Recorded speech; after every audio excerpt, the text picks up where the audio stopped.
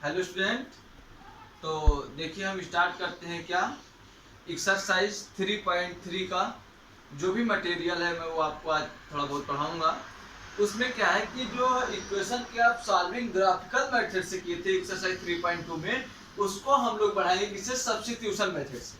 ठीक है, ये इसे ग्राफिकल में आपको 1 घंटा लगता है, ग्राफिकल में 1 घंटा लगता है, तो इसमें आपको कितना लगेगा, जस्ट इसका 1/3 मतलब जस्ट 15 मिनट।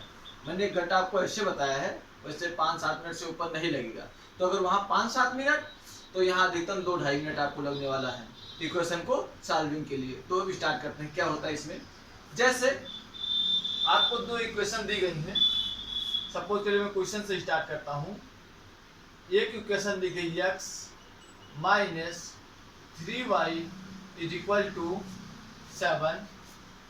ठीक है, यह आपकी फर्स्ट इक्वेशन दी गई है।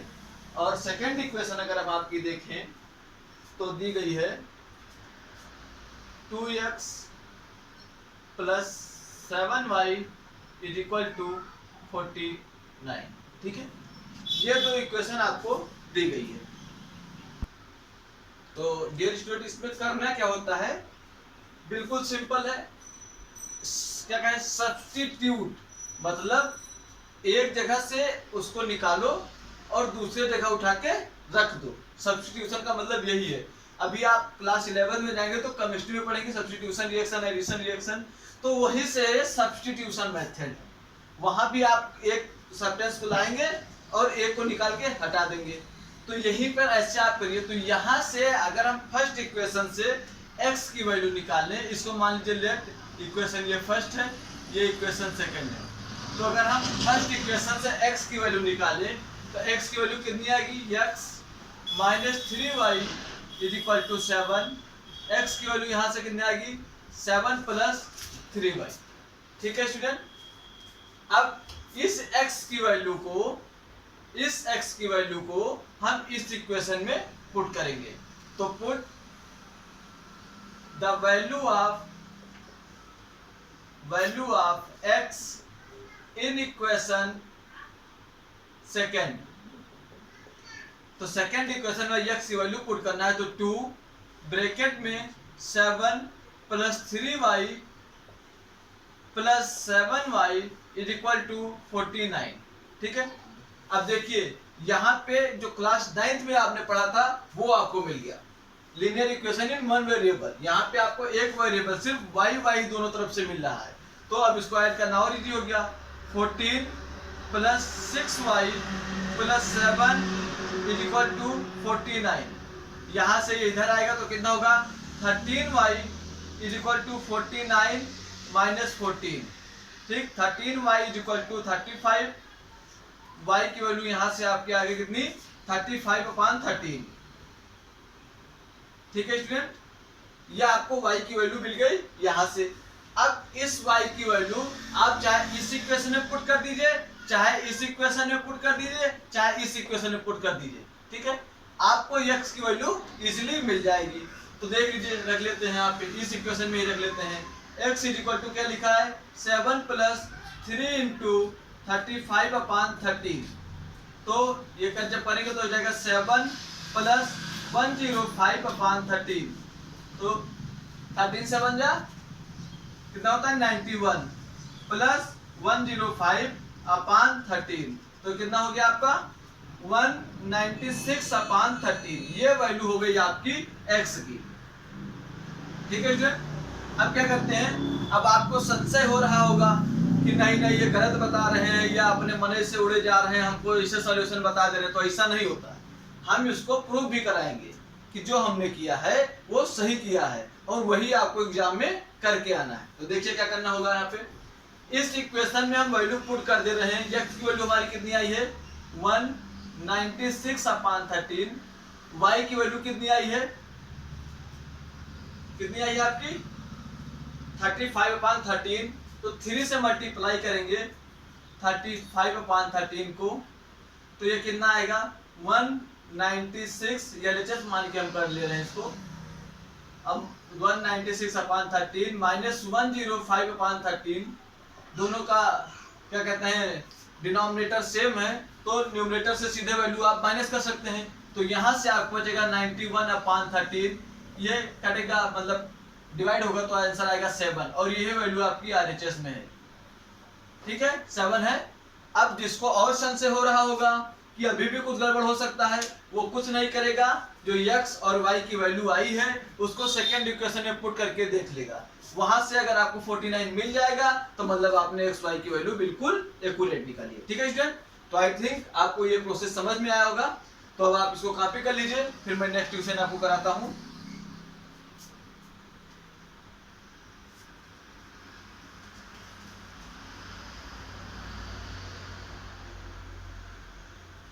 तो आई थिंक आप कॉपी कर चुके होंगे। तो 1 2 3 मैं रफ कर रहा हूं इसको।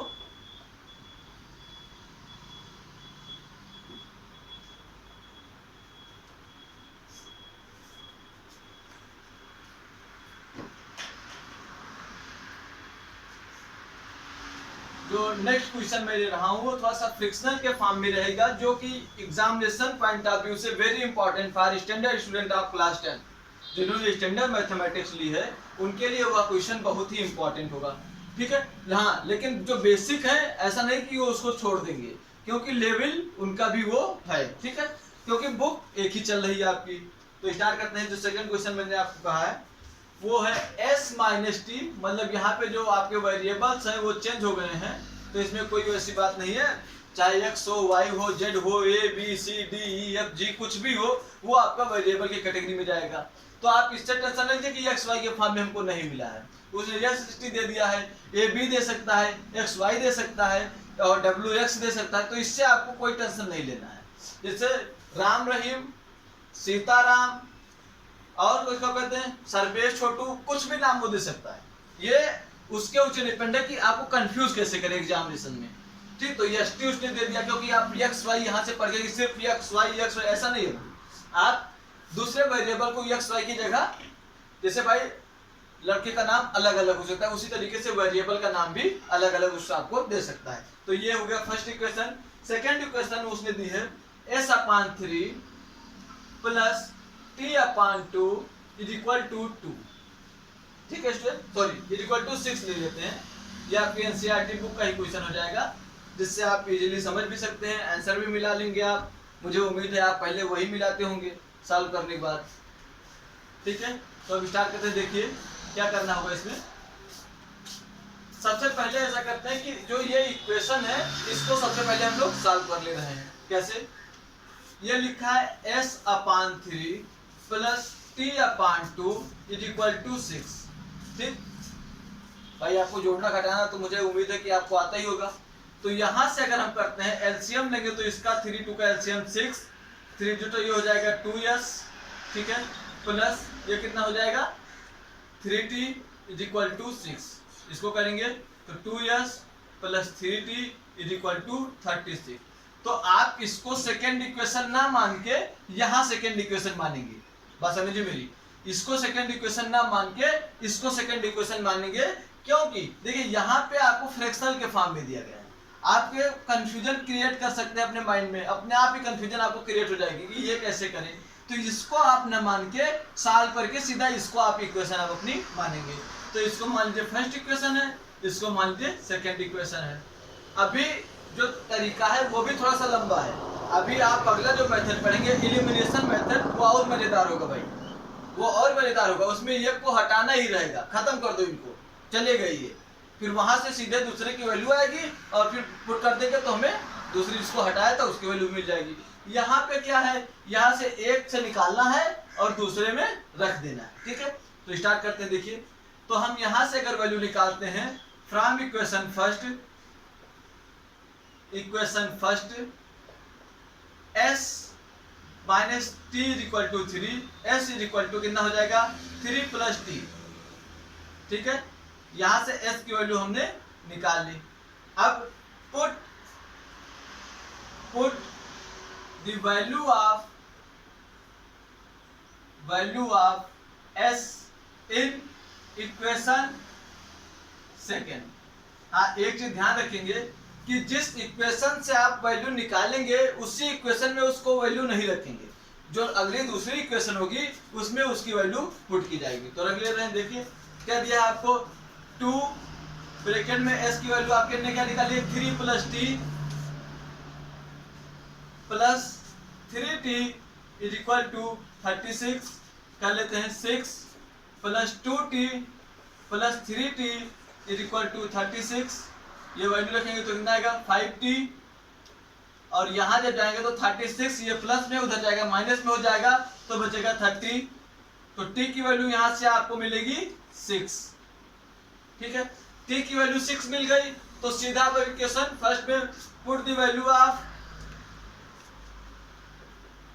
Of t in equation first. अब क्या दिक्कत है, फर्स्ट इक्वेशन में सीधे t की वैल्यू अगर रखते हैं तो हमें s की वैल्यू मिल जाएगी। तो लिख दीजिए x - 6 = 3, s की वैल्यू आपकी हो गई 3 + 6, s = 9। अब वैल्यू आप रख लीजिए, s की वैल्यू यहाँ 9 रख लीजिए, t की वैल्यू 6 रख लीजिए, तो 3 आ रहा है कि नहीं आ रहा है, इसका मतलब आपका वेरीफाइड भी हो गया। ठीक है जन, तो अब इसमें इससे ज्यादा कुछ नहीं है। ठीक है, मैंने 2 क्वेश्चन आपको कराए हैं, एक मैं और करा दे रहा हूँ आपको, ठीक है, जिससे आप इजीली इसको और बिल्कुल कॉन्फिडेंशियल तरीके से इसको आप समझ जाएं। ठीक है, तो आप इसको कॉपी कर लीजिए, फिर मैं क्वेश्चन आपको और करा दे रहा हूँ।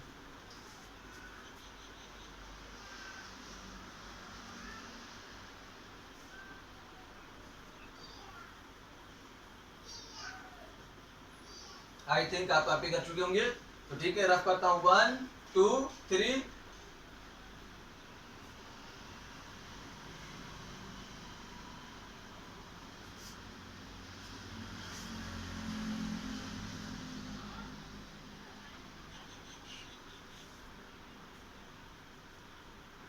आपके एनसीईआरटी बुक का ही क्वेश्चन है, मैं बुक आपके सामने ले रहा हूँ।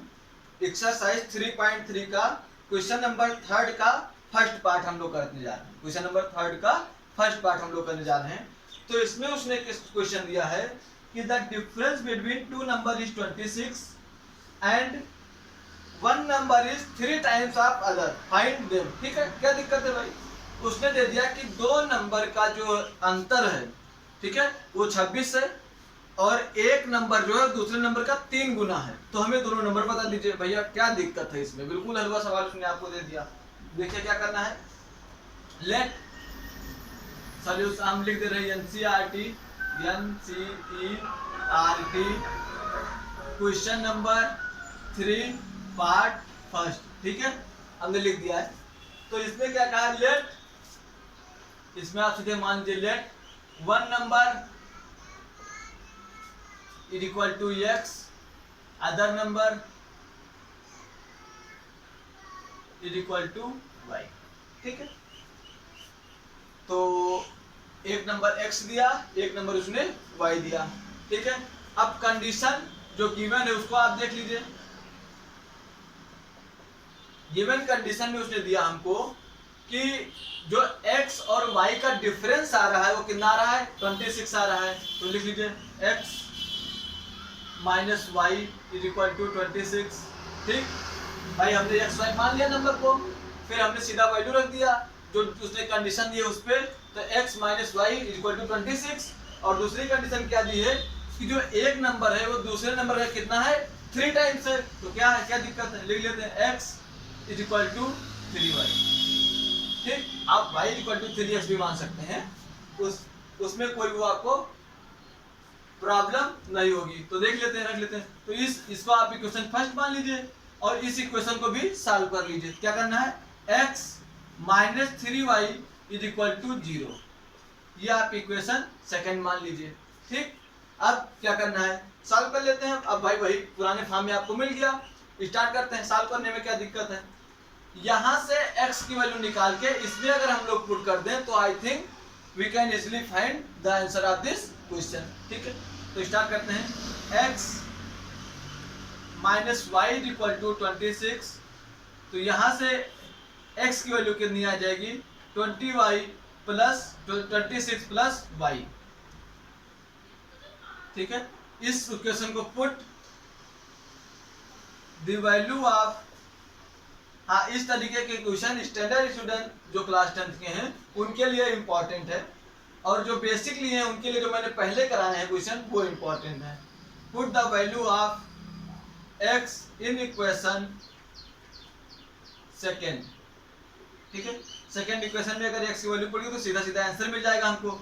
26 plus Y minus 3y is equal to 0। यहां से कर ले रहे हैं तो ये देखिए यहां से बचेगा आपका 26 minus 2y is equal to 0।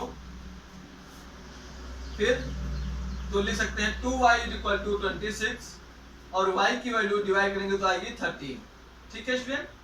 y की वैल्यू 13 मिल गई तो x की वैल्यू कितनी हो जाएगी, सेकंड जो इक्वेशन आपको दी गई है यहां से आप निकाल लीजिए। x इज इक्वल टू कितना हो जाएगा 3 इंटू 13 इज इक्वल टू 39। अब आप दोनों कंडीशन चेक कर लीजिए जो उसने क्वेश्चन में दी है, वो दोनों कंडीशन चेक कर लीजिए। जैसे उसने कहा है कि एक नंबर जो है वो दूसरे नंबर का कितना है 3 टाइम्स है, तो 13 3 जा 39, तो 3 टाइम्स आपको कंडीशन मिल गई। दूसरी कंडीशन क्या है कि दोनों का डिफरेंस 26 दे रहा है आपको, तो 39 माइनस 13 इज इक्वल टू 26, मतलब जो हमने लगाया है वो बिल्कुल एक्यूरेट है। तो आई थिंक अब ये एक्सरसाइज आप इजिली परफेक्टली एक्यूरेटली आप सॉल्व कर लेंगे। जिस क्वेश्चन में भी आपको दिक्कत होगी कमेंट बॉक्स में कमेंट करके तुरंत बता दीजिएगा कि सर आप ये क्वेश्चन हमको समझा दीजिए या नेक्स्ट वीडियो में हमको बता दीजिए, ठीक है स्टूडेंट। तो okay class, best of luck, thank you class.